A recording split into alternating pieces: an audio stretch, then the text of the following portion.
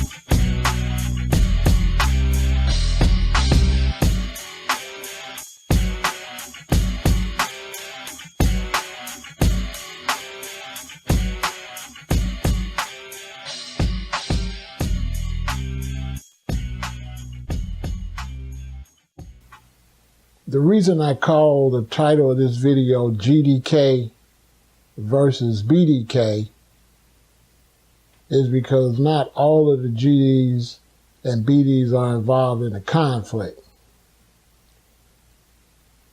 Now, for those of you that don't know, there's a major conflict going on in the city of Chicago between the GDs and the BDs, some of them.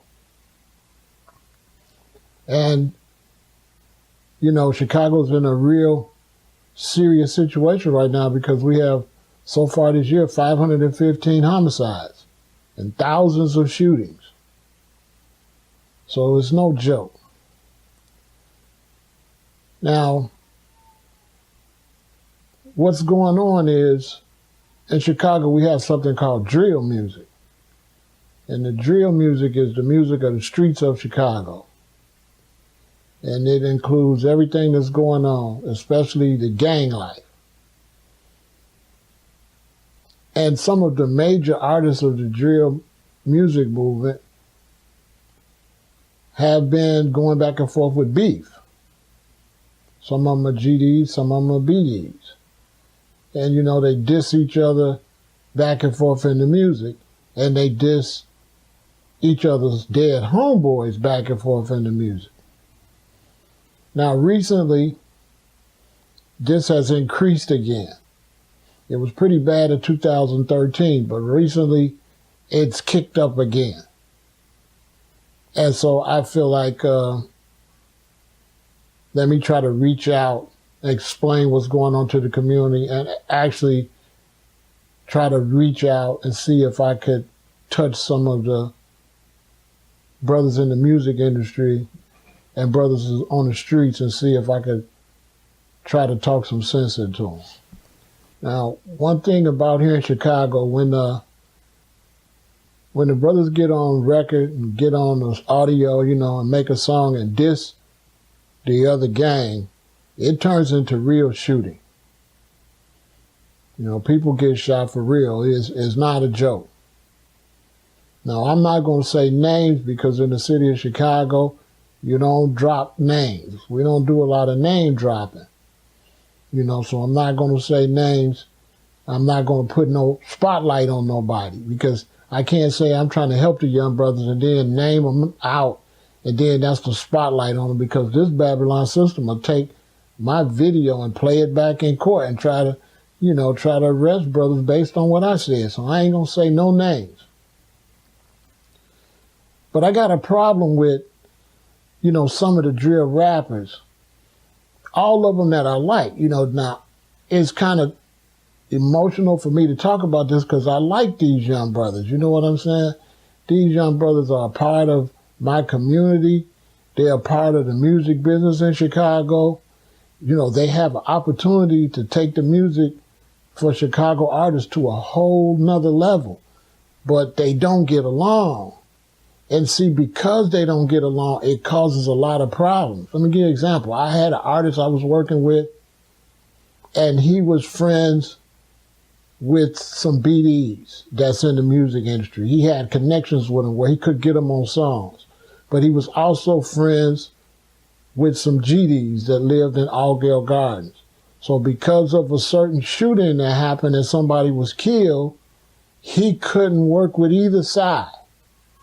See, it made it so he couldn't record with this one because this side would get upset, and he couldn't record with this one because this side would get upset. So it's hurting the opportunities in the city of Chicago. You know, if you promote a lot of violence and shooting in your music, a lot of opportunity is not going to be there for you. That's why you see the drill rappers, you know, they're reaching a ceiling. You know, they're not going to the next level. We got some female drill artists. We got some male drill artists that are really good, but they can't reach another level because nobody going to want to book them a lot for the fear of violence. Now, the thing I most don't like is that, you know, some of the Chicago drill artists are able to be successful and do shows and to stack their money and move outside of the city of Chicago, or be moving around to the point you don't see them in the city of Chicago. But they go and they say BDK or they say GDK, okay, which causes the wars to kick up in Chicago. So my thing is, okay, you're able to leave Chicago. Why go and say something in the music that's going to get the little shorty shot that ain't fortunate enough to get off the block? You know, that ain't really cool. You got to, like, I want the brothers to think about that. It's like, you making money. You a rap star. You doing drill music. You making a pretty good living. You're not going up to the next level, but you're still able to go out and do shows and make a living and be popular on Instagram and YouTube or whatever, do interviews. But then you saying stuff in your music, and then the people that's a part of your crew, whether it's GD or BD, they still stuck on the block, and now the other side, the ops come and shoot up the guys on the block, and you ain't on the block, but you on the record saying all the wild shit. Come on, man, that ain't cool. That's foul. That ain't cool. You know, when you put this GDK and BDK, you know, GD killer or BD killer, you know, that means that they want to kill the other side, right? So the GDs will be saying BDK, and the BDs will be saying GDK. But the thing is, when you say this, it causes more shooting in the community. Okay, what does that do? It brings down the property value. So you got all these neighborhoods, Gresham's, Backyard, Inglewood. You got these areas where all this shooting is happening. Roseland, West Pullman. And when you're doing all that shooting, it's bringing down the property value for the black people that live there. Now, they can't get nothing for their house. Here they are sitting at a house that could be going for $150, $190, $210,000, and they barely could get $30, $40, $50,000 for the house because nobody want to buy the house.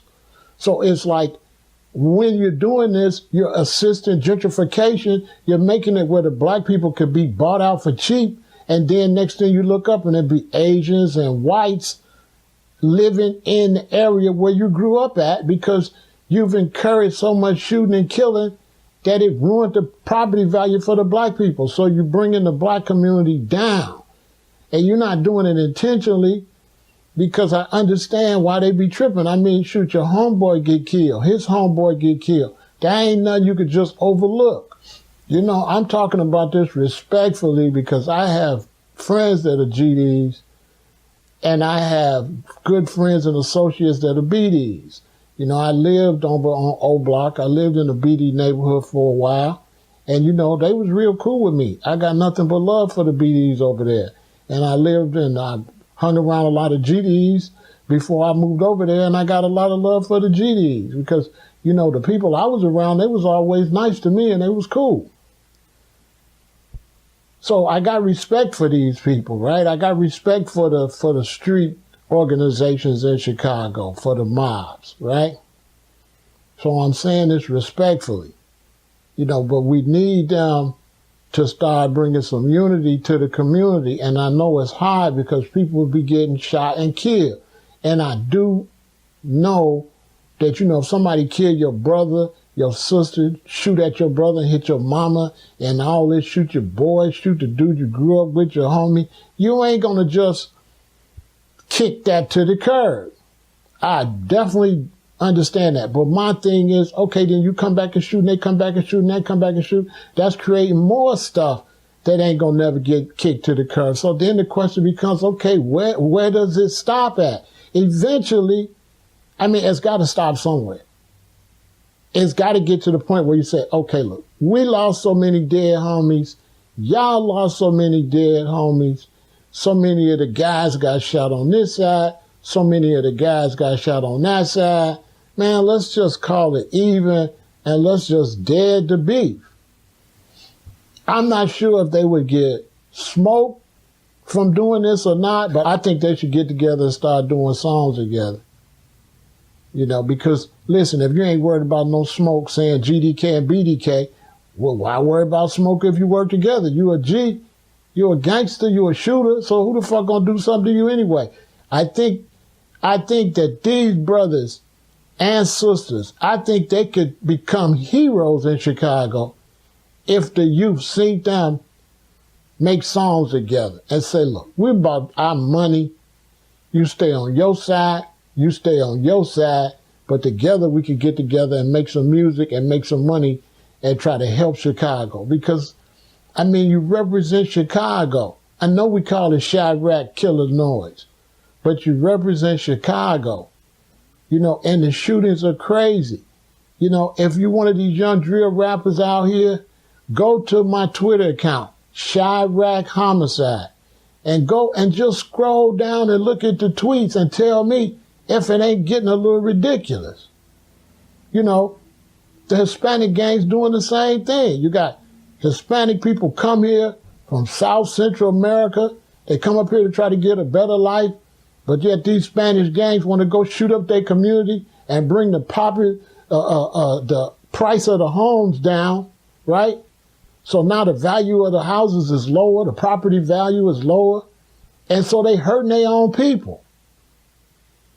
And, you know, and all your different gang lit or whatever, you know, you're supposed to better the community.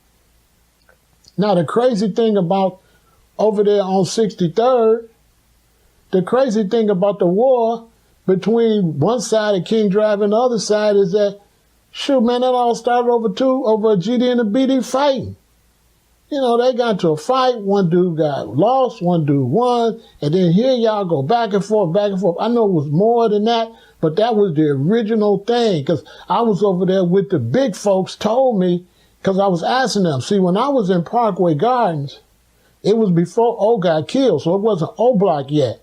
But everything that you've been seeing in Chicago that's been happening in O Block, when I was there, it was just getting started. Okay, it was getting bad. They going from one side to the other side of King Drive shooting. Okay? So I was there when what everybody see now, I was there when it really kicked off. Because it was quiet at first. I met my wife in like 99, right? 98. I met my wife in 98. We had our daughter in 99. And I moved over to her place instead of me having an apartment, and she had an apartment. She had two twins. She had two twin girls and a boy, and then we had a daughter. And so I moved in, instead, because they couldn't move right away, I moved in where they was at. I was always over our house all the time, so I just closed my apartment down. I was paying rent, but I wasn't ever home. And it was cool. It wasn't tense. It didn't start getting tense till 2009, 2010, started getting crazy. So, you know, I just want the brothers out there that's doing the drill music to know how powerful they are.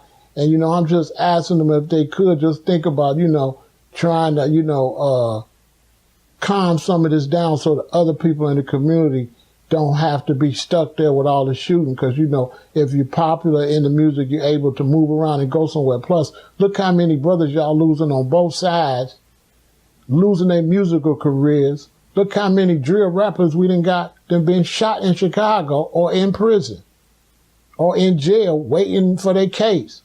So, I mean, all of this talent, We losing it because y'all want to be the Hatfields and the McCoys. After a while, it's just like, you know what, man? Okay, you didn't shot up 1,500 people. We didn't shot 1,500 people, in the last couple years. That's it. Let's just dead it. You know what I'm saying? Let's do it for the betterment of the city of Chicago and for the little kids. Because I ain't going to say no name, but a lot of these drill rappers that y'all see now, they was little kids when I was living in Parkway, when I was out on the south side of Chicago and different areas. These GDs and these BDs, they was little bitty kids. And the older people set this bad example, and they come up in the war that they didn't even start. And now they promoting the war and gonna leave it for some other little shorties to be out here getting shot and killed for something that started way before the little shorties and them was even old enough to know what was going on. It's kind of like when I was young, there was so many kids, they had to build some more schools. So they built a school on the next block from my house. And as we grew up, me and my friends, by the time we get into 5th grade, when you stand by the school door, when you come out of school, it's like a little roof come over there. So if it's raining or whatever, you stand there. So we would always stand at this school door. We would shoot dice. We would pitch pennies in front of that school door. We would drink. We would smoke weed. We did all that in front of this little school door. Well, as time went on, I started growing my dreadlocks. I started becoming conscious. I'm grown. I'm getting older. I'm 21, 22, so I'm not doing that. But when I'm coming to my parents' house, I walk past the school sometime, I see the little shorties over there in the spot we started drinking, smoking. Now, it wasn't thug life when we was doing it, but now it's thug life. Now they thugged out. Now they gangs. But they doing what we started. And now we can't go back and stop it. So we started something that we couldn't go back and fix and stop. So I just look at it and say, man, we was doing this. We didn't know we were setting a bad example that would live on in the community forever and ever. That forever and ever the kids will smoke and drink and do shit here in front of the school. Now imagine if we were shooting and we would have left that example for the kids. So, you brothers, you come on, man, we could do better. We don't have to be filling up the penitentiary. We don't have to be making all this money for these funeral homes, right? And we don't have to be the #1 organ donors in the country, because all they doing is taking your organs, So you got to understand it's a bigger enemy than each other. You feel me?